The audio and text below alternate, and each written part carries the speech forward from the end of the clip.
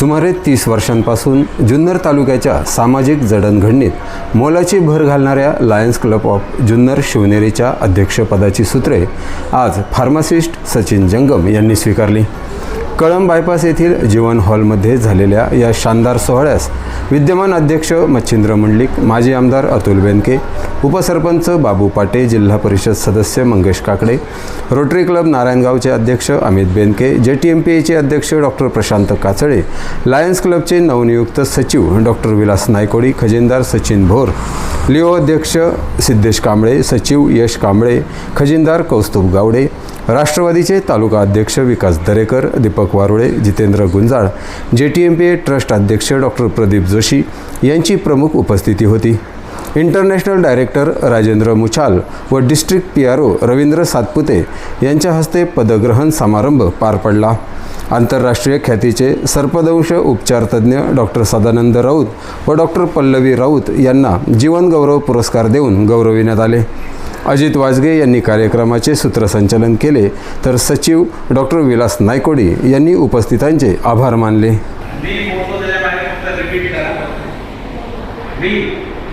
The members of Lions Club Junnor Shivaneri hereby accept the responsibility as a director in the board of directors for the dynastic year 2026-27. We will attend all the meetings regularly. We will contribute all the required resources to uplift of our club, our district, and Lions International. Thank you so much.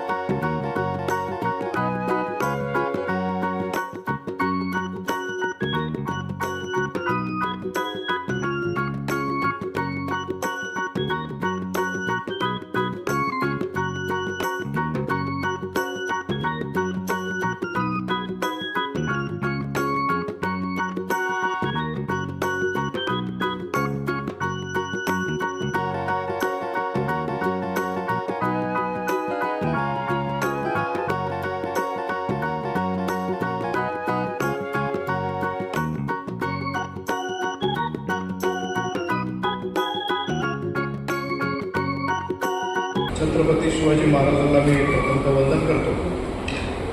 आजच्या Lions club आणि Leo club of Junnar शिवनेरीच्या पदग्रहण समारंभासाठी उपस्थित आदरणीय मान्यवर माझे मित्र international director Rajendraji Muchhal, त्याचबरोबर public relation officer Ravindraji Satpute, व्यासपीठावर उपस्थित आदरणीय मंगेशांना काकडे, बाबूराव पाटे, ज्यांनी आपल्याला सर्वांना आमंत्रित केले, ते मच्छिंद्रजी मंडलिक, आदेशजी मंडलिक, ज्यांच्यासाठी आपण एकत्रित जमलेलो आहोत, त्याचा नवीन अध्यक्ष सचिन जंगम, सचिव डॉक्टर विलास नायकोडी, खजिनदार सचिनजी भोर, लिओचे अध्यक्ष सिद्धेश कांबळे, सचिव यश कांबळे आणि खजिनदार कौस्तुभ गावडे, उपस्थित सर्व लायन्स आणि त्यांचे सर्व फॅमिलीज, बंधू भगिनी, सर्व पत्रकार बंधूंनो, अनेक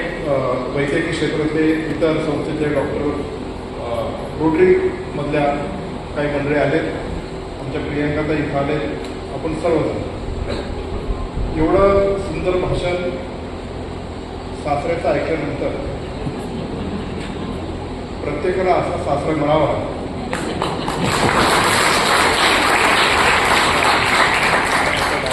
बाबूराव 5,000 रुपये दिले की ज्या परिस्थितीतून आले त्याच्यानुसार त्यांनी जे काय दिलं ते पैशाला किंमत नाही, पण त्यांच्या मोठेपणाने या सगळ्या गोष्टीला किती महत्व आहे.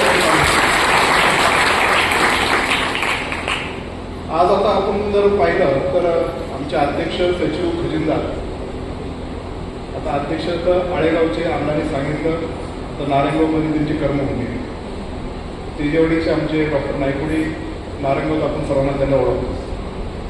तिसरे आमचे गाववाले बोरवडेचे सचिन. तुम्ही सांगितलं की खजिनदार कसा असावा, तो आमचा गाववाला आहे ना डॉक्टर साहेब. पण तिघांकडे जर पाहिलं तर अजितदादाच्या आवडीच्या कलरचं जॅकेट तुम्ही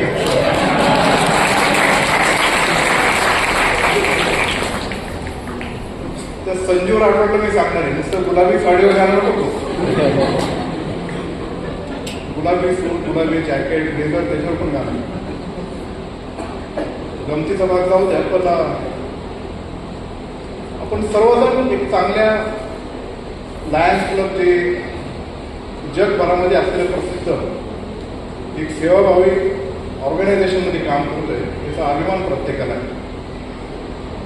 प्रत्येक क्षेत्राची काही ना काही संघटना असते, डॉक्टरची असेल, वकीलची असेल, व्यापारीची असेल, आमच्या पक्षाची असेल किंवा अजून काही काय असेल.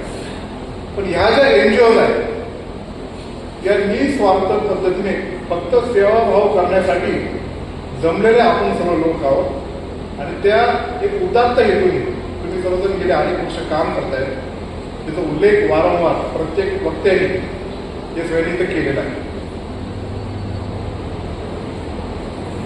एक जगभरातले एक प्रसिद्ध मूर्तिकार मायकल अँजेलो, त्यांना असं विचारलं होतं की चांगल्या मार्बलमधून तुम्ही मूर्ती कशी करता, तर तुम्ही मूर्ती करत नाही.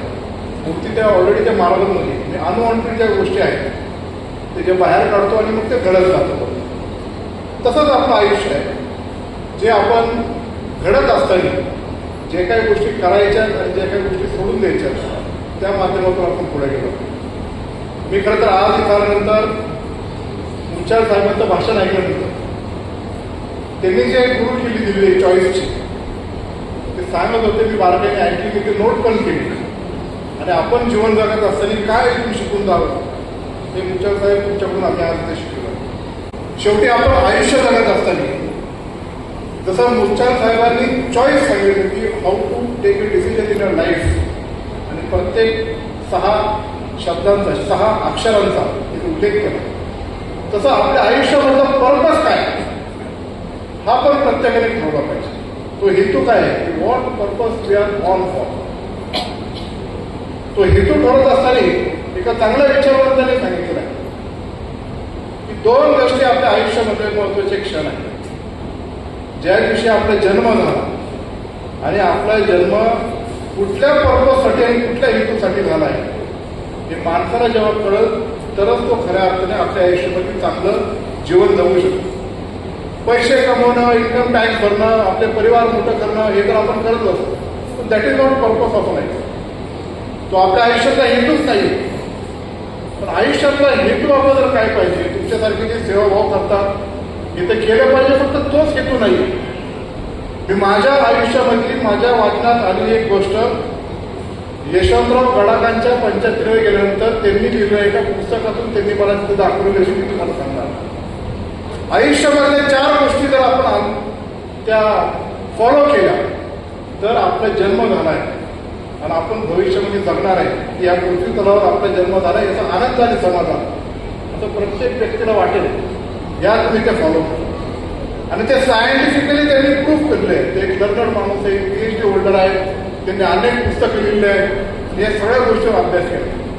त्यांनी सांगितलं आयुष्यामध्ये जर या 4 गोष्टी केल्या तर आपल्या शरीरामध्ये जे हॉर्मोन्स निर्माण होणार आहे किंवा ज्या पेशी निर्माण होणार आहेत त्यातून आपल्याला आयुष्य जगण्याचा आनंद होतो. त्यांनी सांगितलं पहिली गोष्ट कुठली करायची असेल तर आयुष्यामध्ये व्यायाम करा. दुसरी गोष्ट कुठली करायची असेल तर सत्कर्माने आपल्या परिवारासाठी आणि आपल्यासाठी काम धंदा करून पैसे कमवा. तिसरी गोष्ट कुठली करायची असेल तर आपल्या आयुष्यामध्ये काहीतरी दान धर्म करा, सेवा करा, आणि सेवा अशी करा की जेणेकरून दुसऱ्याचं आयुष्य बदलेल किंवा सोसायटीमध्ये इम्पॅक्ट राहील अशा प्रकारची सेवा करा. आणि चौथी गोष्ट जी आहे नाती सांभाळा.